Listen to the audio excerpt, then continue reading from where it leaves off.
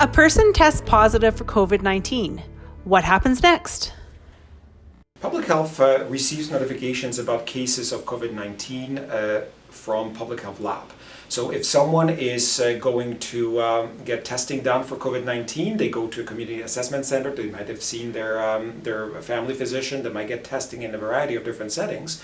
But then all of these tests are being processed at Public Health Lab. And if a test comes back positive, Public Health gets automatic reporting. So we'll receive basic information about the person, their demographic, their age, date of birth, contact information, and within a very short period of time, our staff will connect with that individual directly.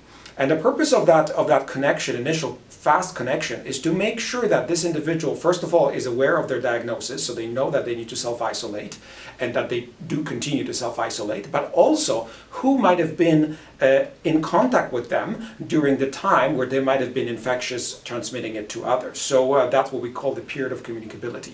So we determine that infectious period based on when they might have first felt the symptoms, based on when the test was done, and another variety of factors. But what we do with that information is we'll ask this individual during a very detailed interview that takes about an hour or so, we ask this individual to recall any possible interactions they might have had with others, and we'll ask for the list of names of people who that person interacted with. And the reason why we ask that question is we'll then determine the nature of each interaction and see if that person was at high or low risk of contracting COVID themselves. So we'll conduct that thorough investigation and try to determine these details. That's why it takes a long time.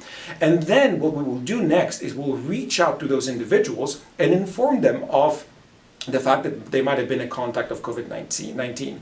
In this situation, these individuals are not necessarily, they may not be aware who was the initial case. We'll not share that information with them, and we'll tell them that they have been identified as high or low risk contact of COVID-19 and provided with detailed information what that means for them.